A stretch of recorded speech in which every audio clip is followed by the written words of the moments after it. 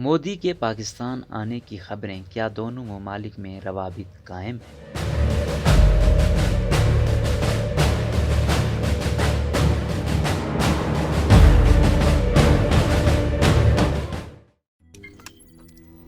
روزنامہ قدرت کی ویڈیو دیکھنے کے لیے ابھی یوٹیوب چینل پر سبسکرائب کریں اور بیل آئیکن پر بھی کلک کریں۔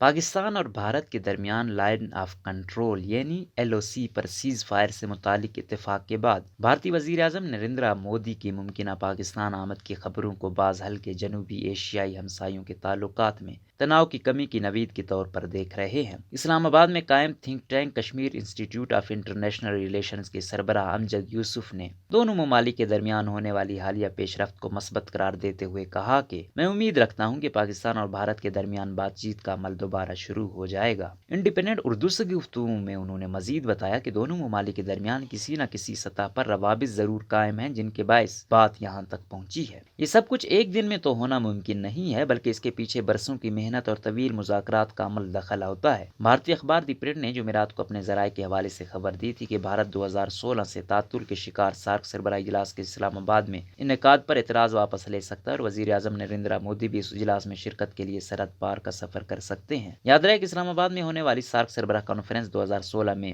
اڑی حملوں کی وجہ سے پاکستان اور بھارت کے درمیان تناؤ کے باعث التوا کا شکار ہو رہی ہے۔ جمعرات ہی کو دونوں ملکوں کے director general military operations DGMOs کے درمیان سرحد پر جنگ بندی سے متعلق 2003 کے معاہدے پر سختی سے عمل درآمد پر اتفاق ہوا۔ پاکستان کے army chief general Qamar Javed Bajwa نے رواں ماہ کے آغاز میں ایک بیان میں کہا تھا کہ اب وقت آ گیا ہے کہ امن کے لیے ہر طرف ہاتھ بڑھایا جائے۔ دوسری جانب مسلم لیگ نون کے رہنما سینیٹر مشاہد حسین سید کہتے ہیں کہ دونوں ملکوں کے درمیان مہذب انداز میں گفت و شنید کی شروعات ایک اچھا اقدام قرار دیا جانا چاہیے۔ انہوں نے کہا کہ اگلا قدم اسلام آباد اور نئی دلی میں دونوں ملکوں کے ہائی کمشنرز کی بحالی کا ہوگا۔ انڈیپینڈنٹ اردو سے بات کرتے ہوئے انہوں نے کہا کہ سارک کانفرنس کا اسلام آباد میں اجلاس اگر ورچوئل بھی ہو تو بھی پاکستان اور بھارت کے تعلقات کی بہتری کے سلسلے میں ایک بڑی چھلانگ ثابت ہوگا۔ بہتری کی وجوہات: ویسے تو پاکستان اور بھارت کے تعلقات تقسیم ہندوستان سے ہی نشیب و فراز کا شکار رہے ہیں، تاہم اگست 2019 میں وزیر اعظم نریندر مودی حکومت کی جانب سے بھارت کے زیر انتظام کشمیر کی خصوصی حیثیت کی تبدیلی نے دونوں ملکوں کے درمیان خلیج کو مزید بڑھا دیا۔ اسلام آباد نے نئی دلی سے دوبارہ مذاکرات شروع کرنے کے لیے بھارت کے زیر انتظام کشمیر کو آئینی حیثیت کی واپسی کی شرط لگا رکھی تھی۔ ایسے میں دونوں ممالک کی طرف سے مثبت بیانات نے بعض حلقوں کو حیران بھی کیا، تاہم عالمی منظرنامے پر نظر رکھنے والے اس پیش رفت کو بے وجہ قرار نہیں دیتے۔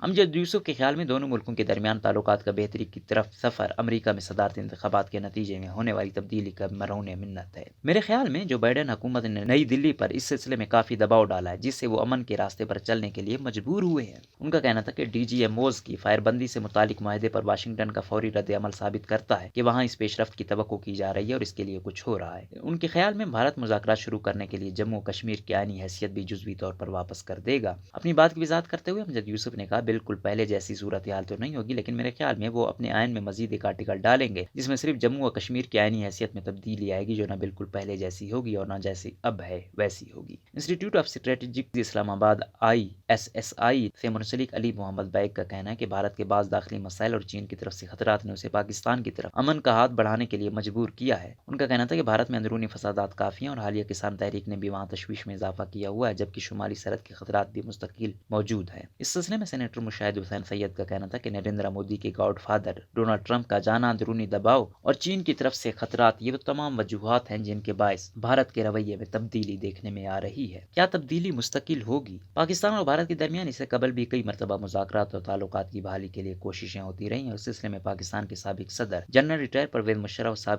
اور سابق بھارتی وزیر اعظم اٹل بہاری واجپئی کی ہمسایہ ملکوں کے دوروں کو خصوصی اہمیت دی جاتی رہی ہے۔ ان تمام کوششوں کے درمیان ہمیشہ ایسے واقعات بھی ہوتے رہے ہیں جن سے دونوں ہمسائے کئی مرتبہ ایک دوسرے سے دور ہو جاتے ہیں، اور اس سلسلے میں اڑی اور بالاکوٹ حملے اور بھارتی جموں و کشمیر کی عینی حیثیت میں تبدیلی وغیرہ اہم واقعات ثابت ہوئے۔ بعض تجزیہ نگار اور ماہرین پاکستان بھارت تعلقات میں بہتری لانے کی حالیہ کوششوں کو بھی عارضی قرار دیتے ہیں۔ علی محمد بیگ کا کہنا ہے کہ دونوں ہمسایہ ممالک مختلف وجوہات کی بنا پر مذاکرات کے لیے راضی تو ہو جائیں گے، لیکن یہ معاملات زیادہ عرصہ نہیں چلیں گے اور یہ سب کچھ مستقل نہیں ہوگا۔ ان کے خیال میں ریاستیں پہلے ایسکلیشن کی پالیسی پر عمل پیرا رہتی ہیں اور پھر اس ایسکلیشن کو کم کرنے کے لیے ڈی ایسکلیشن کا سہارا لیتی ہیں، اور یہی سب کچھ یہ دونوں ہمسائے بھی کر رہے ہیں اور کرتے رہیں گے۔ اسلام آباد میں میں قائم think tank Kashmir Institute of International Relations Altaf Hussain Wani نے کہا کہ پاکستان اور بھارت کے درمیان کسی قسم کے مذاکرات میں کشمیریوں کی موجودگی ضرور ہونی چاہیے۔ انہوں نے انڈیپینڈنٹ اردو کو بتایا، ہمیں خوشی ہے کہ دونوں ممالک میں باتیں ہوں گی، لیکن ہم کشمیریوں کے بغیر ایسا ہو تو بالکل غلط ہوگا۔ انہوں نے مزید کہا کہ اگر 2019 میں بھارتی جموں و کشمیر کی آئینی حیثیت میں تبدیلی واپس کیے بغیر پاکستان کو بھارت کے ساتھ کسی قسم کے مذاکرات نہیں کرنے چاہیے۔